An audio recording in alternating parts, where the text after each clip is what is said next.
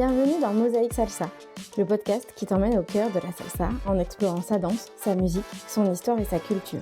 Dans ce nouvel épisode, je reçois Agneta qui vient partager sa vision du lien entre les salsas cubaines et portoricaines. Tu entendras peut-être le bruit de fond caractéristique d'un café, car c'est là que l'on s'est retrouvés à Bordeaux. J'étais ravie de partager cette discussion avec elle. Bonjour Agneta. Bonjour Manon. Est-ce que tu peux te présenter avant qu'on rentre dans le vif du sujet? Oui, alors je m'appelle Agneta, je danse depuis 10-15 ans sur Bordeaux. J'ai donné des cours réguliers il y a quelques temps que j'ai arrêté et aujourd'hui je fais des stages essentiellement, 1h30 en général pour prendre le temps de discuter parce que j'aime beaucoup parler. Et aussi pour prendre le temps de rentrer, pour expliquer ma vision des choses parce que souvent je suis un peu en décalé par rapport à ce qui se fait en général. Et je danse essentiellement, ce qui me fait vibrer beaucoup c'est les percus, c'est l'aspect afro-cubain, la culture cubaine qui me fascine énormément par sa richesse, sa variété et comment est-ce qu'elle a pu influencer la passion qu'on appelle la salsa aujourd'hui. Sur les cours et les stages que tu donnes ou que tu donnais, tu as des thèmes de prédilection? Oui, alors il va y avoir vraiment cet aspect culturel. Je vais aussi beaucoup parler de musique, d'écoute des instruments, parce que pour moi c'est vraiment la base. Et je vais aussi beaucoup parler de guidage. Le guidage ne va pas que dans un sens, parce que souvent quand on parle de guidage, on pense juste à l'homme qui va guider sa partenaire. Mais pour moi, le guidage, c'est une affaire des deux. Je compare beaucoup cette danse à une conversation. Donc si en face, la personne ne t'écoute pas, ça ne sert à rien en fait, ce que tu es en train de faire. Et pour moi, c'est ça le guidage. En fait, quand je parle de guidage, je vais parler de cette manière d'amener quelqu'un à faire quelque chose. Et en face, cette manière d'écouter pour comprendre et parfois proposer autre chose aussi. Et donc, dans ces cours de technique de guidage-là, souvent, justement, je démarre toujours sur une phase où on va apprendre à juste être dans la sensation. On va se pousser l'un l'autre, on va voir qu'est-ce que ça fait de pousser un petit peu le bras droit, le bras gauche. Et j'échange souvent les rôles dans ce moment-là pour que chacun se rende compte, en fait, de ce qui se passe. Quand d'un côté, que ça occasionne. Ouais, exactement. Parce que pour moi, le guidage, pour moi, se limite pas à... Oui, c'est pas dans un seul sens. Ça va vraiment dans les deux sens. Et je milite beaucoup aussi contre l'idée de dire que la fille a fait que suivre. Cette phrase ne veut rien dire pour moi. Et surtout, c'est faux en fait. Et puis même juste suivre. Suivre, c'est quoi? Suivre, c'est écouter, c'est être d'accord ou pas, c'est proposer d'autres choses ou pas. Et donc voilà, je lutte pas mal là-dessus. Et puis souvent aussi, les filles, on leur dit pas assez qu'elles ont leur espace, même quand elles ont les mains prises par leur partenaire. Et donc voilà, je vais beaucoup aborder ces sujets-là dans mes cours. Le thème de notre épisode aujourd'hui, c'est cette dualité en fait entre la porto et la cubaine, dans la danse en tout cas, parce que dans la musique c'est encore un autre sujet. Tout à fait. Donc du coup, toi tu es arrivée par la cubaine. Oui. La porto, tu es arrivée du coup par les soirées. Ouais, tout à fait. Alors au début, je voyais pas déjà la différence. Quand on me disait, regarde, eux, ils dansent en ligne, eux, ils dansent en cercle. J'avais beau regarder, je n'arrivais pas à voir la différence entre une ligne et le cercle. J'ai appris à le voir un peu plus tard.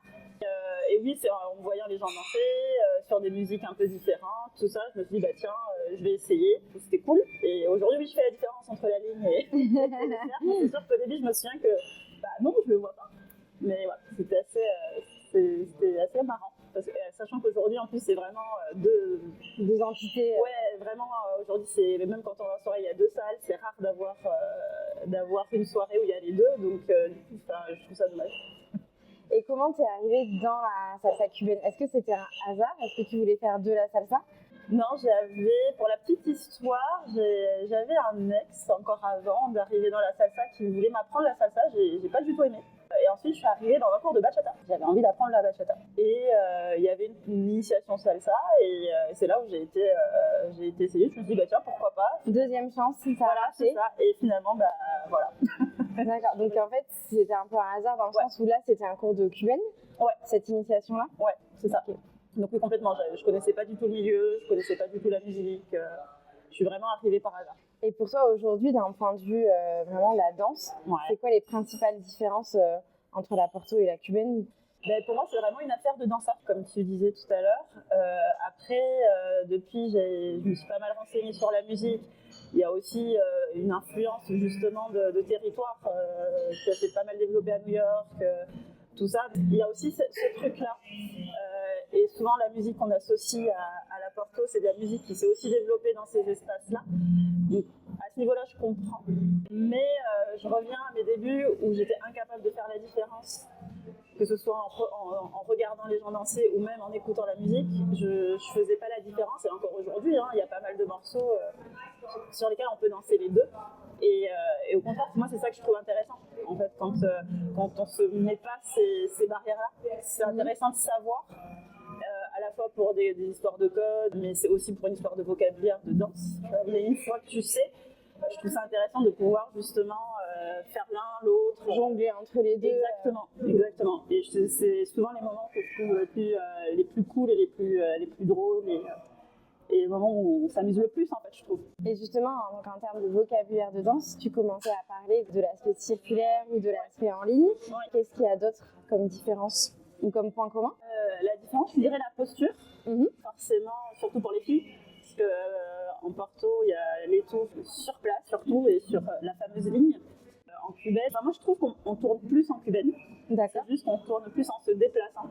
Donc, c'est moins contraignant pour le corps. Alors qu'en Porto, on va tourner vraiment sur place ou vraiment dans un espace plus restreint. Et donc, ça demande plus de tenue de corps. Et d'ailleurs, oui, je me souviens que de m'être mis à la Porto, moi, ça a enrichi ma cubaine, parce que j'avais commencé par la cubaine. Et la tenue de corps que m'a apporté la Porto, ça m'a donné plus de tenue aussi dans ma cubaine. D'accord. Et ça m'a permis de faire plus de choses que je ne pouvais pas faire avant. D'accord, oui, ça c'est chouette.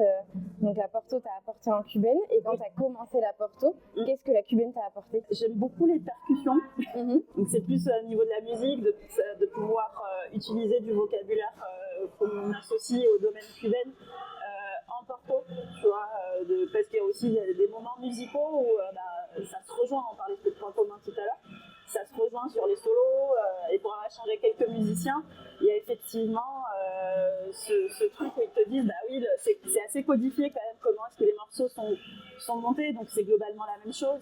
Après, c'est une ambiance, c'est une orchestration, les instruments qu'il y a dans l'orchestre qui va vraiment changer, c'est qu'au final, c'est la même base. Et je disais tout à l'heure, j'avais commencé à me renseigner un petit peu sur la culture, sur l'histoire, etc. Et c'est la même base parce qu'en fait, c'est vraiment des musiciens cubains qui sont sortis de leur île et qui se sont installés ailleurs et qui ont rencontré d'autres musiciens, mais tout part de la même base en fait. Et donc au final, c'est ce qui le vrai point commun, il est là. Moi, ce que j'aimerais savoir, est-ce que tu as des conseils sur comment passer de l'un à l'autre quand on a commencé à danser soit la Porto, soit la cubaine, et qu'on veut élargir un peu ses horizons? D'aller en soirée déjà. De s'autoriser à aller en soirée. Alors si on reste sur Bordeaux, il y a les dimanches après de República Latina où là on est sûr d'avoir les deux et d'essayer d'aller dans les stages de l'un ou de l'autre. Et puis en fonction de comment on accroche, de s'inscrire à un cours régulier, mais surtout d'aller en soirée, de danser avec les gens. C'est vrai qu'aujourd'hui, je me souviens quand j'ai commencé, on est venu me chercher en me disant « Tu viens d'arriver, viens, on va te montrer, t'inquiète pas, c'est pas difficile ». Je trouve qu'aujourd'hui, il y a moins ce truc-là, je trouve ça dommage. Mais globalement, quand même, on est plutôt bien accueillis, je trouve. Et donc, tu penses que passer par les soirées, ça permet déjà de se tester, en fait, oui, sur l'autre d'observer les gens danser. Moi, j'ai appris beaucoup en observant les gens danser. Et en discutant et en essayant. Il y a plusieurs phases, mais parfois, oui, d'observer, tu te rends compte un petit peu de comment les gens dansent, d'échanger, parce que justement, quand tu vois, comme tu connais pas, tu vois un truc, mais tu comprends pas forcément. Donc, quand tu discutes avec les gens, tu commences à avoir des éléments de réponse, et puis quand tu le testes dans le corps, c'est plus compréhensible pour toi, quoi. Et puis après, tu peux tester. Et selon toi, c'est quoi les principaux défis à relever justement quand on passe de l'une à l'autre? C'est d'être au clair sur quoi tu danses. De ne pas perdre ses repères. Ouais, voilà, de savoir quand est-ce que tu décides, ça peut être aussi une décision d'être plus sur une Porto, donc en ligne, ou est-ce que je suis plutôt sur une cubaine, de savoir où tu te situes toi et comment est-ce que tu as envie de le faire. Mais ça vient aussi avec la pratique. Donc en fait, c'est chouette de switcher, mais en même temps, de ne pas faire de danse hybride, en fait, de quand même garder les codes en fait, avec l'une ou l'autre. Oui et non. C'est vrai que c'est assez complexe comme. Pour moi, au début, effectivement, quand tu sais pas, c'est vraiment d'essayer de savoir qu'est-ce qui appartient à quel espace. Mais une fois que chaque espace est clair pour toi, là, tu peux faire tout ce que tu veux. C'est juste que du coup, et parfois, tu vas pas y penser. Moi, je sais que j'y pense pas particulièrement. Quand je danse, je m'adapte souvent avec la personne avec qui je danse, mais je m'autorise aussi, par exemple, quand on me lâche, je m'autorise parfois à faire autrement que mon partenaire. Mais voilà, c'est. Et tu veux dire que sur les shines, en fonction de la musique sur laquelle tu es, tu vas vraiment te faire plaisir et du coup aller dans le style qui te parle à ce moment-là. Exactement. Mais sans non plus, voilà, c'est aussi une équipe qui est compliquée à trouver parfois, c'est sans non plus empêcher le partenaire de faire ce qu'il avait envie de faire, peut-être. Et d'un point de vue technique, justement, sur l'interprétation dans la danse, qu'est-ce que tu dirais, toi? Qu'est-ce qui lie les deux danses? Déjà, est-ce que pour toi, c'est vraiment deux danses différentes ou qu'est-ce qui les rapproche vraiment sur l'interprétation de la musique? Pour moi, c'est pas vraiment deux danses différentes. Ça reste, on parlait tout à l'heure de la base. Au niveau que ce soit la base, dans les pieds, on reste sur du 1, 2, 3, 5, 6, 7 d'un côté comme de l'autre. Musicalement, on reste sur la même chose. C'est des univers en fait, donc c'est plus comment est-ce que tu te sens d'interpréter quelque chose, mais tu te sens de l'interpréter encore une fois avec la pratique, parce qu'à force d'écouter, tu affines aussi tes préférences, parce que musicalement, il y a aussi même dans les instruments qui te parlent plus que d'autres. Enfin, on a tous des sensibilités différentes, et c'est ça aussi qui est intéressant en fait dans cette danse et dans cette musique. C'est qu'il y a tellement de panels d'instruments, d'ambiance, d'influence, que du coup chacun peut vraiment aller chercher ce qui l'intéresse le plus. Moi je sais que ce que je vais entendre en premier c'est toujours la voix, ensuite viennent les percus, ensuite vient le piano, ensuite je vais entendre les cuivres, mais d'autres personnes vont avoir une autre sensibilité. Dans l'interprétation c'est plus aller chercher ce qui te parle le plus, et d'un côté comme de l'autre. Après, c'est des histoires de code, c'est des histoires de est-ce que je danse en ligne, est-ce que je vais danser sur le 2. Mais après, c'est vraiment choisir l'instrument. Tu vois, je pense à la basse, par exemple, qui est très présente à la fois sur le 2, quand tu veux danser sur le 2, et quand tu veux danser le son qui est plus côté cuvet. Tu vois, c'est vraiment sur une musique où tu vas avoir une basse très forte et très, très présente. Tu peux à la fois partir sur du son, partir sur le break on two. Tu peux mélanger les deux, tu peux partir un peu en cha-cha. Enfin, tu vois, il y a vraiment ce truc qui est tellement large. Au final, pour moi, c'est juste essayer de chercher ce qui te fait vibrer le plus, d'aller le creuser, et petit à petit, en fait, c'est ça qui va faire que tu vas réussir à développer, à interpréter la musique. Exactement. Si on reparle de cette différence-là entre l'aspect populaire de la cubaine et puis en ligne de la porto, est-ce que pour toi ça change la dynamique entre les partenaires de danse ou pas? Non. À ce niveau-là, tu sens pas de différence particulière? Non, c'est juste d'un côté comme de l'autre, c'est juste être sûr qu'on parle pareil, qu'on se comprend, parce que parfois tu as un doute, surtout sur des danseurs débutants, eux-mêmes ne sont pas sûrs de ce qu'ils font, donc là il y a une espèce de flottement. Mais sinon, à partir du moment où on arrive à se comprendre, il n'y a vraiment pas de différence pour moi. Donc toi, tu danses les deux? Oui. Tu danses plus souvent l'une que l'autre? Non.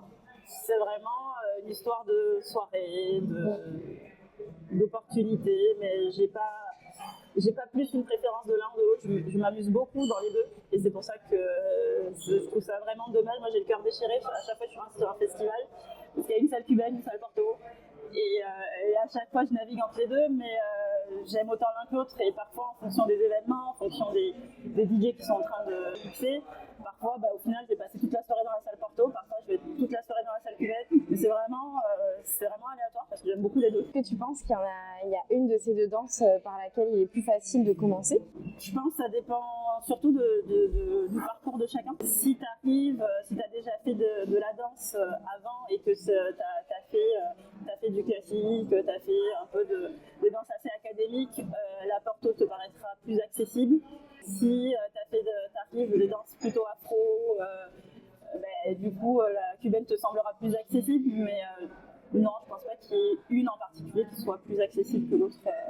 l'impression aussi que souvent on commence par l'une des deux, un peu comme ce que tu racontais, presque par hasard. Oui. Parce que quand on fait pas du tout partie de cette communauté-là, on n'a même pas notion en fait qu'il y a plusieurs styles de danse. Là, on parle surtout de la porto et de la cubaine, mais il y en a même d'autres. Finalement, il y a toujours aussi une petite part de hasard. Et c'est en ça que je trouve dommage comment ça s'est développé. D'ailleurs, ça me rappelle une anecdote. Je donnais un cours de musicalité, je crois que c'était. Et dans ces cours-là, moi, je fais toujours 1h30 parce que je me sers de la première demi-heure pour échanger avec les personnes qui viennent, vu que c'est des gens que je ne connais pas forcément. Et ce jour-là, j'avais commencé par demander vous arrivez d'où, tout ça. Et puis il y a une personne qui était très disait oui, non, mais moi je suis cubaine, je danse salsa cubaine à fond. Je dis ok, d'accord. Et je lui dis mais quand tu écoutes la musique, quel instrument te parle le plus? Elle me dit les cuivres, j'adore les cuivres. Et je lui ai demandé mais est-ce que tu es déjà allée, t'as déjà testé la porto? Est-ce que tu es déjà allée en soirée porto? Elle m'a dit non. Je lui ai dit essaye.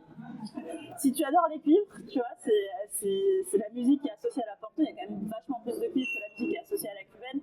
Et tu vois, ça crée des moments comme ça où je me dis, c'est dommage. Si toi, ce qui te parle le plus, c'est les cuivres, et que tu restes en soirée cubaine, et que du coup, tu te dis, non, moi j'adore la cubaine, essaye l'autre, et peut-être que tu t'éloigneras un peu plus. Voilà. Tu vois, c'est des petits moments comme ça où là, justement, je trouve dommage que les deux soient séparés. Effectivement, quand tu arrives par l'un ou par l'autre par hasard, tu n'es pas au courant que l'autre existe.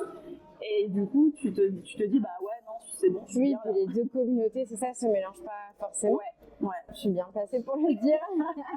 J'ai fait quelques cours de cubaine à mes débuts, mais parce que j'étais dans une association aussi qui proposait les deux.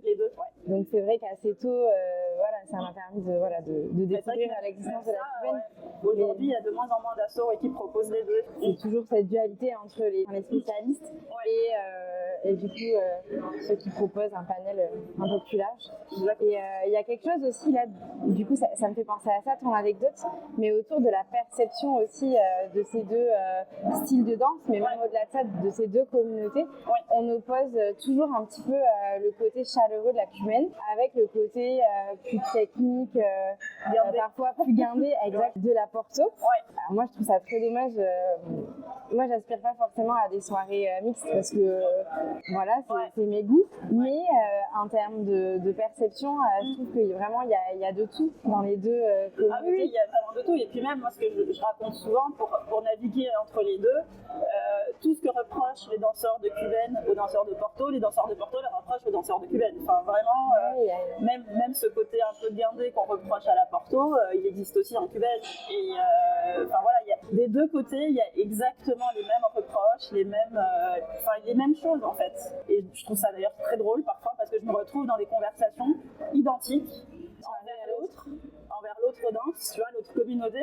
Et j'ai juste changé de côté, donc l'ennemi entre guillemets et l'autre, mais on se reproche, il y a les mêmes reproches et les mêmes observations d'un côté comme de l'autre, quoi.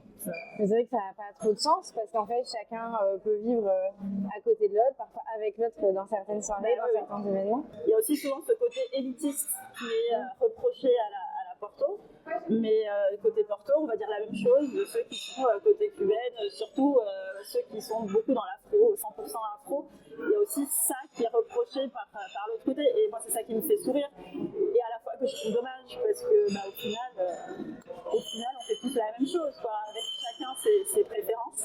Toi, tu observais moins ça avant, c'est ce que tu disais tout à l'heure? Oui, parce qu'avant, il y avait moins cette frontière. Quand j'ai commencé, il y avait déjà quelques petites soirées porto qui étaient dites porto et quelques petites soirées dites cubaines, mais c'est vraiment des soirées, c'est des soirées à part, très spécialistes, mais la généralité restait au centre. Et d'ailleurs, comme je te disais tout à l'heure, c'est comme ça que je suis arrivée à la porto. Peut-être que j'y serais pas arrivée sans ça. Et après, j'aurais pas su, mais en tout cas, moi, je trouve ça génial d'avoir pu arriver comme ça. Et du coup, ça exclut pas mal de personnes. Si on en revient à la personne que j'ai eue dans mon cours, elle saura peut-être jamais que si elle avait essayé porto, peut-être que la musique lui parlerait plus, peut-être qu'elle se serait plus amusée en porto, peut-être. Et ça, tu vois, c'est ça que je trouve dommage, c'est qu'on perd cette opportunité. Finalement, de moins se rencontrer, c'est ça qui nourrit aussi les perceptions erronées. Exactement. Aussi, il y a ça aussi. Oui, tout à l'heure, tu disais qu'une des différences quand on suit, quand on passe entre la Porto et la cubaine, c'est notamment les tours qui sont plus sur place, encore plus en cercle en cubaine et qui changent aussi la tenue du corps. Et est-ce que d'un point de vue guidage, est-ce que tu trouves qu'il y a aussi une différence majeure entre les deux? Non, vraiment pas. Pour moi, c'est vraiment, c'est juste une histoire de vocabulaire commun. D'accord. Mais dans la manière de transmettre le guidage, de le recevoir, pour moi, il n'y a aucune différence dans les deux danses. C'est vraiment juste de savoir si les deux parlent la même langue, quoi. D'accord. C'est plus ça. Ok. Oui, je compare beaucoup avec les conversations et les langues. Non, mais de toute façon, c'est le langage du corps. Oui, voilà, exactement.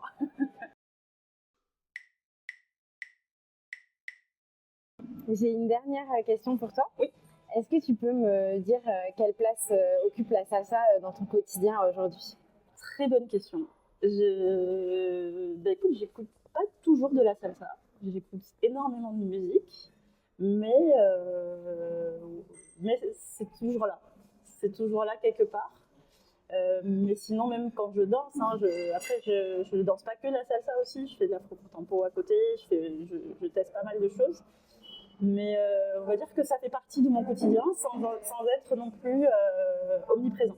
D'accord. Ok. Merci Agneta. Merci à toi. Merci pour ton écoute. J'espère que cet épisode t'a plu. Moi, c'est Manon et la semaine prochaine, je t'emmène à la rencontre de Ryan pour parler progression dans la danse. En attendant, n'hésite pas à partager cet épisode et à rejoindre Mosaïque Salsa sur Instagram. À lundi prochain.